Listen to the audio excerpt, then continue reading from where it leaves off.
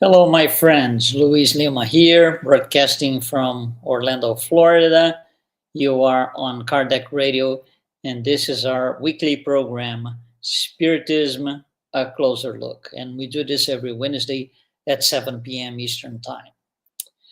And tonight we are going to take a closer look at guardian angels. Guardian angels.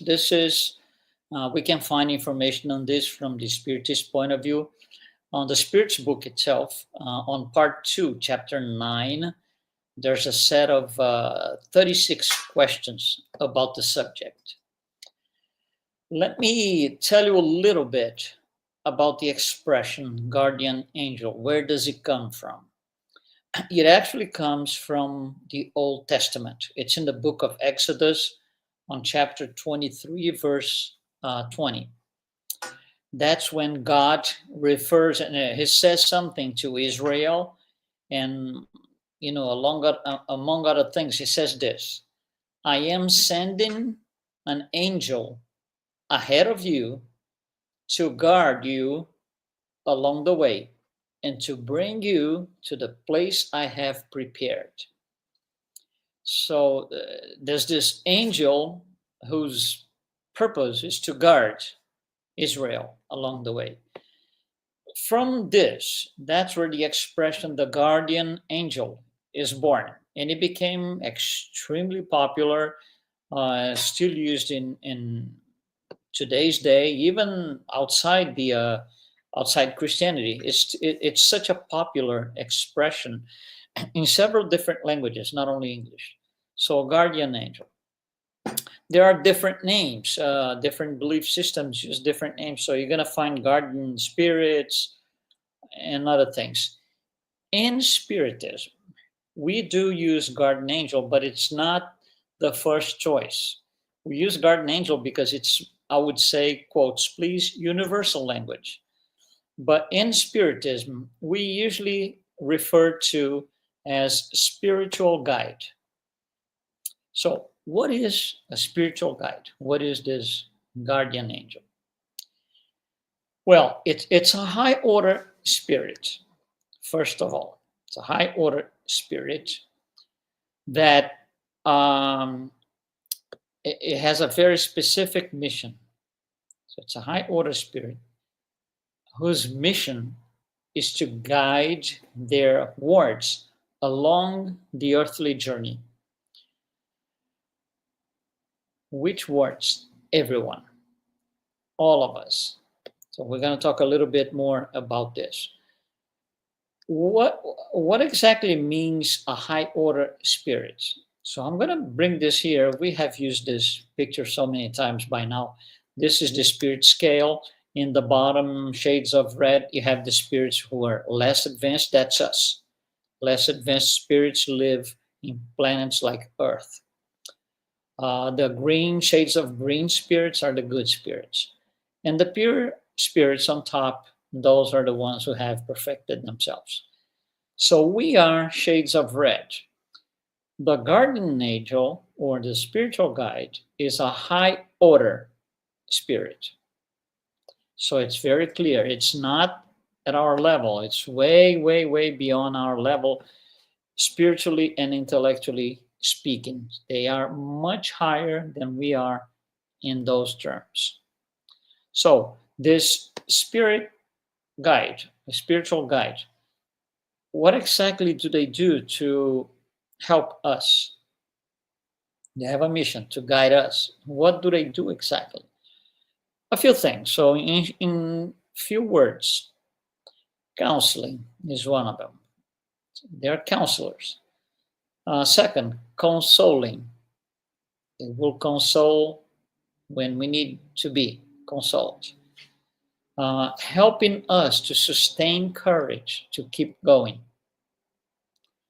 So they are this protective figure that will be there sustaining our courage. So everyone has a guardian angel, regardless of religion, belief system. We all have one.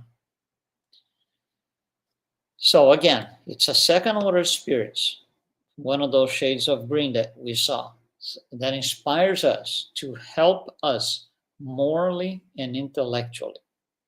So they are advanced spirits. They are capable of providing help and guiding several incarnate spirits like you and me.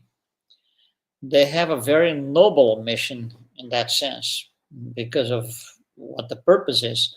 So they have this very noble mission to, they perform other tasks as well. They are not 100% with us. We're going to talk about this in a little bit. So they are with us from what Allan Kardec or the spirits refer to from birth to death. So throughout the entire incarnation. And sometimes even after death, they will be with us, continue over through the errant state into the next life. A lot of these spirit guides just go keep, their purpose. Even though we die, they will be with us. So they are not necessarily with us all the time. And why is that? Because they are here. They are available to protect, to guide us, and so if the times that we don't need that guidance, that we are doing the right thing, we are on the right path, they will be in standby, but not necessarily with us very present. But if we call them, they'll be right away. They'll come over. So even though the guardian angel is connected to an individual, which is the ward, this guardian angel will be still able to help other spirits, but less exclusively. They have a main purpose, which is to guide this particular individual, this particular incarnated person. So think about this. All of us, we are all susceptible to spiritual influences. And we've spoken about this a couple of times here. Those influences could be good and bad. So the same, and we are able to reject the influences because we have free will. So we are able to reject bad influences. However, we are also able to reject good influences.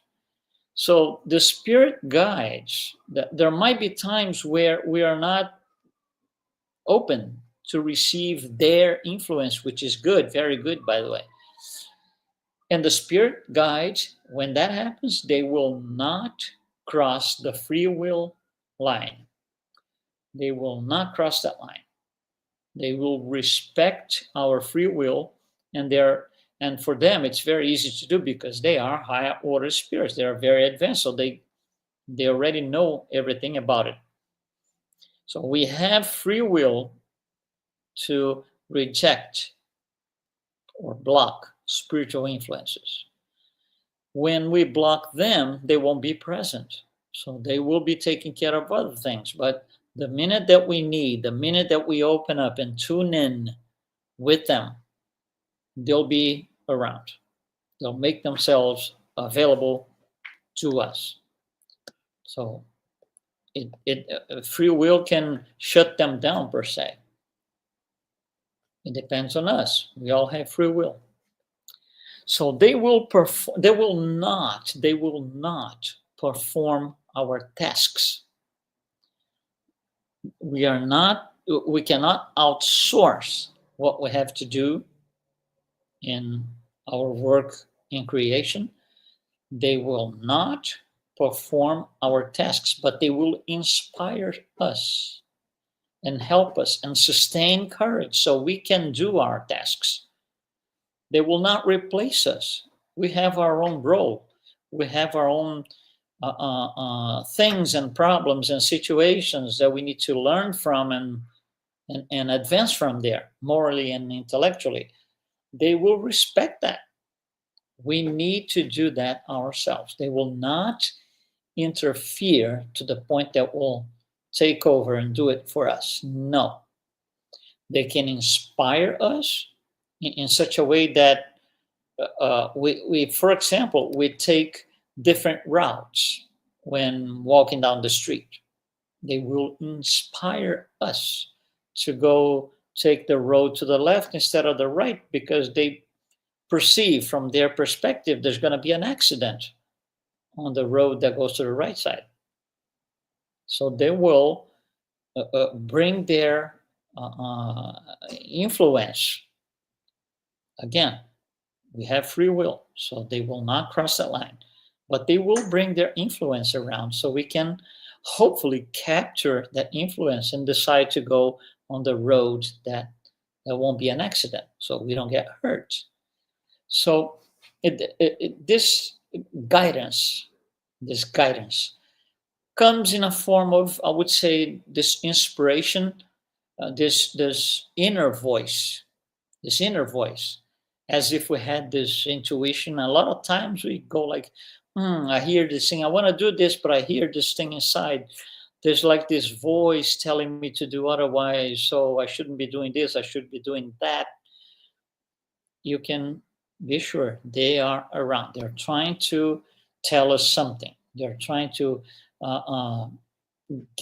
guide us. They're trying to provide some sort of counsel, some sort of console, whatever we need at the time, depending on the situation and the circumstances. So then there's a question, what's in it for this spiritual guide? What's in it for him? Well, first of all, when we do good, they feel good. There's a reward. There's a reward. They feel this reward. They reward themselves by inspiring us, by educating us, even though at times we are shut down. And again, they will not cross the line. Now, what happens, for example, if they are with us, watching over us and we are not taking the right path, for example, or the purpose of the incarnation is different than, originally planned. What happens to them? Well, two things to consider. First of all, if we follow the wrong path, let's just put it this way. If we follow the wrong path, they will not subscribe to these low human passions, such as revolt, despair, things like this. They don't do this because high order spirits don't have these human passions anymore. They passed that long time ago. So they will not suffer because, they are not able to make us do something. They can't make us do something. They can, inspire us to do something. But if we don't do, they're not going to suffer. They're not going to get into these low human passions. And not because they don't care. It's exactly the other way around. Because they care. They know we are going to be perfect one day. They know we are going to get to their level one day. At this point, they're going to be much higher, of course. But they know. And in order for this to happen, in order for us to reach their level, in order for us to reach, that higher order, we need to go through everything they had to go through. It's like a parent watching their kid grow. At times, the kid is going to face trouble, but you have to let it happen. And we understand that perfectly because we've been there when we were a kid. So they do the same thing. They allow us to go through what we have to go through. They will be with us, inspiring, educating us. But they understand that if we take the wrong path, if we don't do what we are supposed to, if we go kind of against what they're counseling, it's just a battle that is lost, not the war. So they don't feel this despair, this suffering like we do when our kids don't do what we think it's right. We revolt, we get mad, we scream. That's not never gonna happen because they are high order spirits. So they are simply evolved spirits. And a lot of times, the word in studying and trying to understand guardian angels and spiritual guides, the word saint comes along. Are they saints? Saints, yes or no? Uh, Saint, we have to define what a saint is because it's not the same thing for all different belief systems. In Spiritism, we don't use the word saints because that's a term that comes from the Catholic Church before the Middle Ages. But we understand what they mean by saints. The saints are these very highly evolved spirits. The difference is for the church at the time that the word and the concept of saints were created, these saints were created by God as saints. For us, being a high order spirit, it means you came a long way from simple and ignorance, going up the scale until you got to the point that you are now. So it's a little different. So a lot of people, when reading Spiritist literature, they associate the word saints, but they do this. Spiritism doesn't do that. Now, one interesting other thing that we extract from studying spiritual guides is think about this. If you were given for free a spiritual guide, that's part of God's mercy. After all that we've done wrong, after all these, however many reincarnations we've had, we still deserve a spiritual guide. That's God's mercy, but it goes beyond that. For the spiritual guide, it's an opportunity to work on a good cause, to do real nice work so they can advance more. So it's a win-win situation. So that makes God's mercy even more intense from our understanding. It's good for both. It's these spirit guides, they need that opportunity to improve. They also have to improve. They're much higher than we are, but they are still, getting better and better. They're still improving. And that's a nice opportunity. By the way, one day, far from now, but one day, we are going to be spiritual guides for incarnated spirits. Right now, we are not in that position yet because we're still looking at the spirit scale. We are still in the shades of red, and we need to make it higher on the scale before we can be a spiritual guide. We have to be a good spirit, second order spirit, not imperfect third order spirit. Now, spiritual guides, they never really abandon us. They are around to protect even when we shut them down.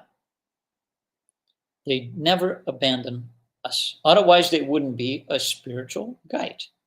If they were able to simply, cancel us, that wouldn't be a proper behavior for a high order spirit. Cancel culture, it's something in the red. Shades of red spirits, cancel. High order spirits never do. So they never really abandon us. They'll be around for when we need. Sometimes they can loosen up the closeness a little bit because we are doing good. Or we completely shut down. And they'll be around for when we are a little more open to tune in with them. Because we might choose to tune in with evil spirits instead. And there's nothing they can do, it's free will. So they know that a spiritual maturity takes time. We're going to go through all of this. We're going to be mature one day. There's a lot of effort that needs to be done along the way, and they know it and they respect that. One other thing that we are going to analyze is this. In cases such as obsession, where the spirit, the incarnated spirit, is completely dominated by a discarnate spirit. What happens in a situation like this?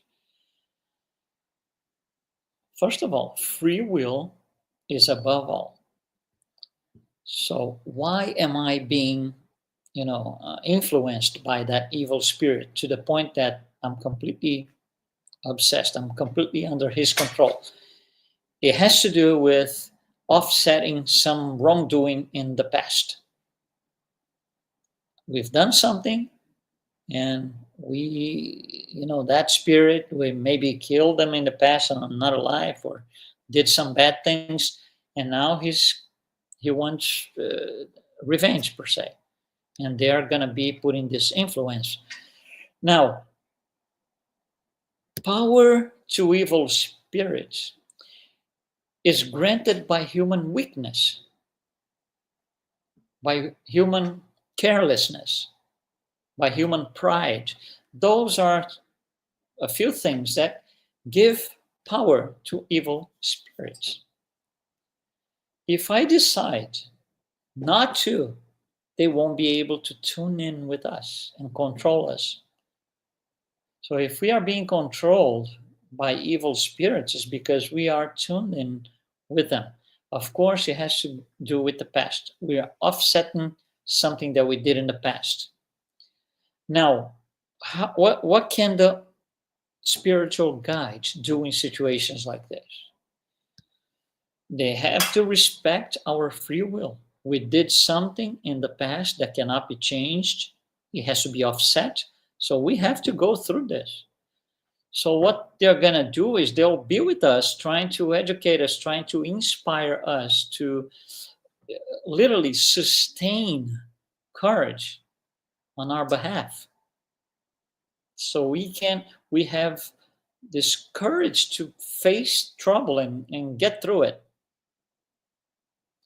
A lot of times especially at praying, we go some like this: Jesus, please, free me up from this. Don't let this thing happen to me. Hold on. Jesus is not going to take the trouble out of the way. So because of free will, I have to offset my wrongdoings. Same for a guardian angel or a spiritual guide. They're not here to kind of clear the way, to spare us from situations or circumstances. No, they're there to help us go through it, not to, spare us from it. Okay, so I'm going to give you a break. This thing, forget about it. No. And again, we cannot outsource our problems or the need for working on things of the past. We need to do that ourselves. So the synchronicity, per se, between us and our spiritual guide is only possible if we want, instead of focusing on bad things, instead of having negative thoughts that make it very difficult, instead of trying to do evil and have these heavy negative feelings towards people and circumstances. These things, they all make it very difficult to tune in with the spiritual guide. And we are the ones not benefiting from it. They're here on a mission, but the action will always come from us. Always. So they'll be there if we are in a hospital bed, if we are in solitude, if we are in prison. They will be there. We just have to be open for it. One way to be open is prayer, for example, which takes the thoughts away from bad things and negative things, and bring us to a level where we are going to be able to to have some sort of spiritual interaction with our spirit guide. So they offer advice, but we are free to choose if we are going to follow or not. They can't make us do it. Again, they never do evil because they are high order spirits. However, they will be understanding when we do evil. So they never despair, go into despair and revolt because we're not doing the right thing. It doesn't happen. So these circumstances and these situations that we have to go through, some of them are easier, some of them are more complicated. Well, one thing is sure, we are not alone. They will be with us. They will be here to, give us this ability to improve. Their purpose is to help us, again, morally and intellectually.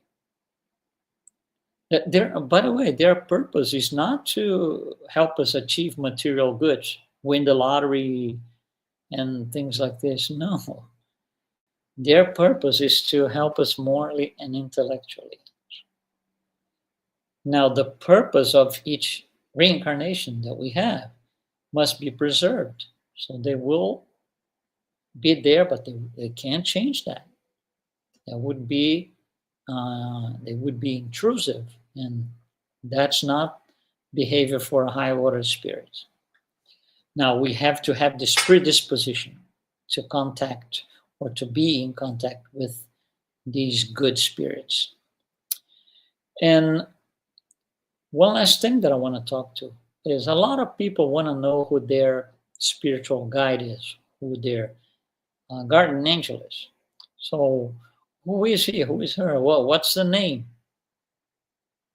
And Spiritism respond when you ask what's the name, I want to know the name of my spirit guide. Spiritism responds with another question.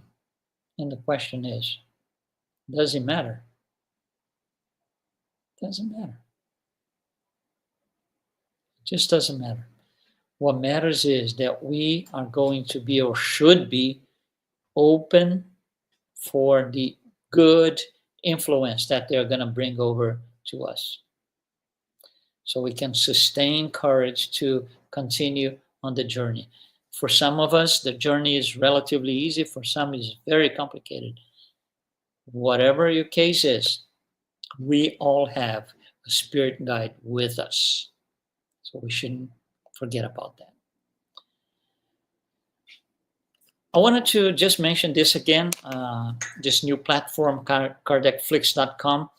It's full of spiritist resources. I invite you to go in. I urge you actually to go in, KardecFlix.com. You're going to see an incredible amount of interviews, movies, books, and for all ages, So KardecFlix.com is a great tool, one more great tool that we have here in Spiritism, especially in English language.